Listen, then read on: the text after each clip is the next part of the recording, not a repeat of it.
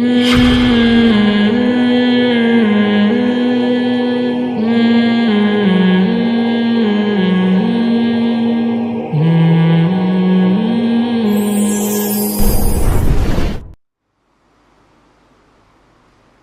یہ آ کے نبی صلی اللہ علیہ وسلم سے کہنے لگے یہ اصحاب کہف کے نوجوانوں کا واقعہ کیا ہے؟ آپ نے فرمایا کل بتاؤں گا، کیونکہ آپ وحی کا انتظار کرتے تھے. آپ نے انشاء اللہ نہیں کہا، یہ نہیں کہا کہ اگر اللہ نے چاہا. تو اللہ کو آپ صلی اللہ علیہ وسلم کی یہ بات، اس پہ اللہ نے آپ کو تنبیہ فرمائی کہ آپ اپنی مرضی سے کچھ بھی نہیں بتا سکتے. آپ کو یہ کہنا چاہیے کہ اگر اللہ نے چاہا. تو اس پر وحی کا سلسلہ بند ہو گیا اور آپ انتظار کرتے رہے. 15 دن کے بعد وحی نازل ہوئی اور آپ صلی اللہ علیہ وسلم کو بہت تکلیف ہوئی اس عمل سے، کیونکہ وہ اعتراض کر رہے تھے نا کہ دیکھو ان کو معلوم نہیں ہے. تو 15 دن کے بعد وحی نازل ہوئی اور پھر اللہ نے آپ کا پورا واقعہ بیان کیا اور فرمایا کہ وَلَا تَقُولَنَّ لِشَيْءٍ إِنِّي فَاعِلٌ ذَلِكَ غَدًا إِلَّا أَن يَشَاءَ اللَّهُ. کبھی بھی کسی کام کے بارے میں یہ مت کہا کریں کہ میں یہ لازمی کل کروں گا، ہاں یہ کہا کریں اگر اللہ نے چاہا. تو نبی صلی اللہ علیہ وسلم نے انشاءاللہ کہنا بھول گئے تو وہی دیر سے نازل ہوئی، لیکن اللہ نے پھر آپ کو تنبیہ فرمائی. تو اصحاب کہف کا واقعہ بیان کیا کہ پچھلی امتوں میں چند نوجوان تھے جو مشرک حکومت تھی، تو ان دونوں نے بت پرستی کو چھوڑ کر ایک خدا پر ایمان لے آئے. جب ایمان لے آئے تو ان کے لیے اپنے کنٹری میں رہنا ناممکن ہو گیا. تو انہوں نے اللہ پہ اعتماد اور توکل کر کے کہا فَأْوُوا إِلَى الْكَهْفِ، یہاں سے نکلو اور کسی غار میں جا کے پناہ لو. غار میں جائیں گے تو کل دیکھیں گے پھر ہم نے کیا کرنا ہے، فی الحال یہاں سے نکلو. یعنی دین سے پیچھے نہیں ہٹے بلکہ دین پہ قائم رہنے کے لیے اس ملک سے ہجرت کر لی. یہی شریعت کا حکم ہے کہ جس جگہ آپ اپنے دین کو محفوظ نہیں رکھ سکتے وہاں سے آپ کے لیے موو کر جانا واجب ہے، اور یہ اللہ کی طرف سے بہت بڑا اس پہ اجر ملتا ہے. اس پہ قرآن کہتا ہے جو اللہ کی راہ میں نکلے گا نا، دین پہ قائم رہنے کے لیے علاقہ چھوڑے گا، یجد فی الارض مراغما کثیرا وسعا، زمین میں اس کو بڑی کشادگی نظر آئے گی، زمین کا سینہ اس کے لیے کھلا ہوا ہے، بھوک سے مرے گا نہیں. اور اللہ نے فرمایا اگر وہ سفر کے دوران مر گیا فقد وقع اجرہ علی اللہ، اس کا اجر اللہ کے اوپر پڑ گیا، جا کے گر گیا اس کا اجر اللہ کے اوپر، یعنی اللہ پہ فرض ہو گیا اس کو نوازنا. تو اب یہ تین جب نکلے تو انہوں نے کہا چلو بھائی غار میں جا کے پناہ لیتے ہیں، اور اگر تم یہیں رہے تو یہ ہمیں ہمارے پرانے دین پر لے آئیں گے اور ہم کبھی بھی کامیاب نہیں ہو سکیں گے. بڑا مضبوط ایمان. تو اپنے کتے کو بھی ساتھ، کتا حفاظت کے لیے اپنے ساتھ رکھنا جائز ہے، شو کے لیے یا ویسے ہی شوقیہ پالنا جائز نہیں ہے.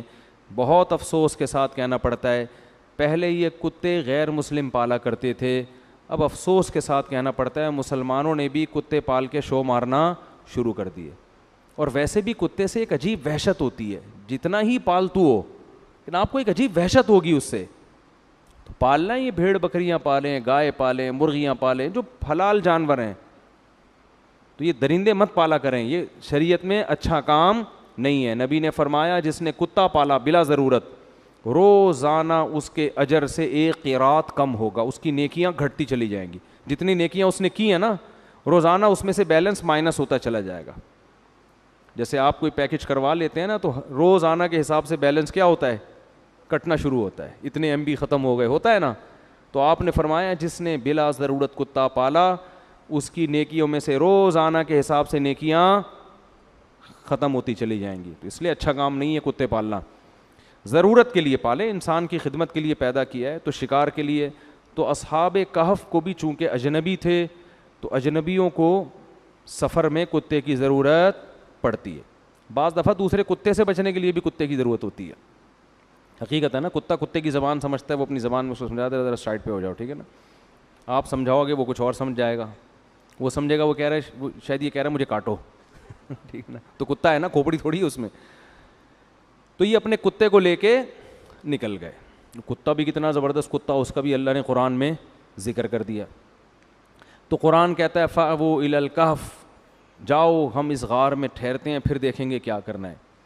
قرآن کہتا ہے ہم نے فَضَرَبْنَا عَلَىٰ آذَانِهِمْ فِي الْكَهْفِ سِنِينَ عَدَدًا، ہم نے ان کو کئی سالوں کے لیے وَلَبِثُوا فِي كَهْفِهِمْ 300 سِنِينَ وَازْدَادُوا 9، 310 سال کے لیے ہم نے ان کو سلا دیا۔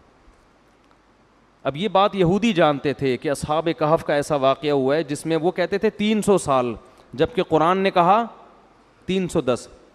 تو علماء نے ایک بڑی زبردست بات کی ہے کہ اگر شمسی اور قمری کا فرق نکالا جائے نا تو شمسی 300 قمری 310 بنتے ہیں۔ تو یہ بھی ایک زبردست کیا ہو گئی، میچنگ ہو گئی۔ تو 310 سال کے لیے اللہ نے انہیں اس غار میں سلا دیا۔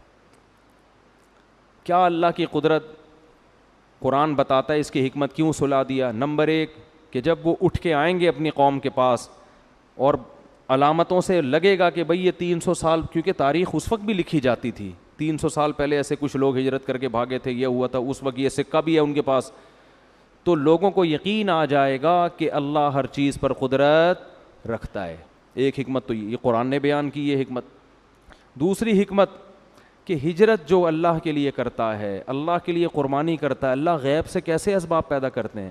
اب پوری دنیا میں ان کو کوئی ٹھکانہ دینے والا نہیں تھا، اللہ نے کہا سو جاؤ، جب صبح اٹھو گے نا تو یہ حکومت ہی چینج ہو چکی ہوگی، 300 سال میں اسلامی حکومت آ چکی ہوگی، وہ تمہیں گلے لگائیں گے، کہیں گے بھائی یہ تو توحید پرست لوگ 300 سال پہلے نکلے تھے، ٹھیک ہے نا، یہ کہاں غائب ہو گئے تھے۔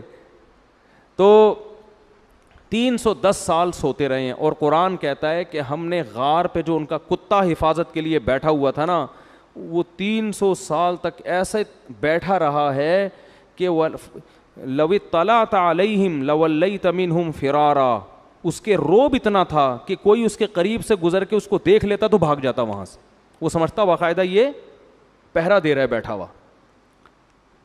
باسط ذراعیہ بالوسید، غار کی چوکھٹ پر اپنے بازوؤں کو پھیلایا ہوا ہے، جیسے کتے کا اسٹائل ہوتا ہے نا بیٹھنے کا، اس طرح بیٹھا ہوا ہے، اور زبان نکال کے ہانپ رہا ہے، صحیح نا، انتظار میں ہے۔ اور قرآن کہہ رہا ہے وَنُقَلِّبُ أَفْئِدَتَهُمْ ذَاتَ الْيَمِينِ وَذَاتَ الشِّمَالِ، ہم ان کو نیند کی حالت میں کروٹیں بھی دیتے تھے، کیونکہ اتنے عرصے اگر آپ زمین پہ لیٹے رہیں تو زمین ہی کھانا شروع کر دیتی ہے، اور سورج کی کرنیں اس انداز سے پڑتی کہ سورج کی روشنی ان کو نقصان نہیں دیتی۔ تو بڑا تمام سائنٹیفک جتنے بھی وہ طریقے ہوتے ہیں نا کسی کو زندگی دینے کے، ان تمام طریقوں کی قرآن کہتا ہے ہم نے رعایت کی، اور 310 سال کے بعد جا کے جب وہ اٹھے ہیں تو کہنے لگے بھائی کیا ہو گیا، ہم تو لگ رہا ہے بہت لمبا سو لیے ہیں۔ قال کم لبثتم، کہنے لگے کچھ پتہ ہے کتنی دیر سوئے ہیں، اب کنفیوز ہو رہے ہیں نا آپس میں، تو کہنے لگے قالوا لبثنا یوما او بعض یوم، شاید ایک دن یا اس سے کچھ کم سوئے ہیں، کیونکہ وہ سورج کو دیکھ کے اندازہ لگا رہے تھے نا کہ ہم جب گھسے تو یہ ٹائم ہو رہا تھا، نکلے ہیں تو یہ ٹائم ہو رہا ہے، تو 24 گھنٹے یا اس سے کچھ کم ہوئے ہیں۔ پھر پریشان ہو گئے کہ یار کچھ ایسا لگتا نہیں ہے تو پھر کہنے لگے ربکم اعلم بما لبثتم، اللہ ہی کو پتہ ہے بھائی کتنے سوئے ہیں، اس بحث میں کچھ نہیں رکھا ہوا، پیٹ کمر سے چپکا ہوا ہے۔ فبعثوا احدکم بورقکم ہذہ، یہ سکہ رائج الوقت لے کے جاؤ اور شہر میں چھپ کے جا کے چپکے سے ایھا ازکا طعامن، جو حلال کھانا ہے نا وہ لے کر آؤ۔ اس سے پتہ چلتا ہے بھائی غیر مسلم ریاست میں اس کی فکر کرنا لازم ہے کہ جو آپ کھا رہے ہو وہ حلال ہے یا حرام۔ اسلامی کنٹری میں ضروری نہیں ہے آپ جائیں گوشت کھا لیں حلال ہی ہوگا، لیکن اگر آپ یورپ میں رہتے ہیں، امریکہ میں رہتے ہیں، تو ایسا نہیں کہ ہوٹل میں جا کے جو مرضی کھا لو، تفتیش کرنی پڑے گی، پوری تحقیق۔ صرف حلال کا ٹھپا کافی نہیں ہے، ہر چیز پہ حلال کے ٹھپے لگے ہوئے ہیں آج کل، وہاں لوگ کہتے ہیں حلال لکھا، وہ یعنی شراب کی بوتلوں پہ بھی ان کا بس چلے تو حلال کے ٹھپے لگا دیں وہ، تو اتنا کافی نہیں ہے۔ باقاعدہ کسی ادارے سے، صحیح ریلائبل ادارے سے تحقیق ہونی چاہیے کہ ہاتھ سے اللہ اکبر پڑھ کے ذبح کر بھی رہے ہیں کہ نہیں کر رہے، ورنہ وہ حلال نہیں ہوگا۔ غیر مسلم ملک میں گوشت کھانا اس وقت تک حلال نہیں ہے جب تک آپ کو 100% یقین نہ ہو جائے کہ یہ واقعی حلال طریقے سے ذبح ہوا ہے۔ تو خیر، تو انہوں نے کہا فَلْيَنظُرْ أَيُّهَا أَزْكَىٰ طَعَامًا، چپکے سے جاؤ، وَلْيَتَلَطَّفْ، کسی کو پتہ نہ چلے، بھیس بدل کے جاؤ اور فی الحال کچھ کھانے پینے کا انتظام کر، اور حلال کھانا ہونا چاہیے۔ تو اب جب وہ سکہ رائج الوقت لے کے آیا ہے نا, تو بندوں نے جب وہ دیکھا انہوں نے کہا یہ تو 310 سال پرانے سکے چل رہے ہیں بھائی, یہ کہاں سے آئے, یہ تو کسی کے پاس آج کل مارکیٹ میں ہے ہی نہیں. خیر جی, وہ قرآن تو مختصر واقعہ بیان کرتا ہے. بالآخر تفتیش ہوتے ہوتے انہوں نے تاریخ کی کتابیں دیکھی ہوں گی, اپنے ابا دادا سے پوچھا ہوگا بھائی ونس اپون اے ٹائم کچھ لوگ یہاں سے گئے تھے, وہ حکومت تھی, انہوں نے وہ پکڑ کے سب کو اٹھا کے لے آئے. تو وہ یہ واقعہ بنی اسرائیل میں بہت زیادہ مشہور ہو گیا کہ اللہ نے چند نوجوانوں کو جنہوں نے اللہ کے لیے قربانی دی, ان کو اللہ نے 310 سال تک غار کے اندر بند رکھا ہے, اس کے بعد اللہ نے نکالا. تو پھر انہوں نے نبی صلی اللہ علیہ وسلم سے یہ پوچھا.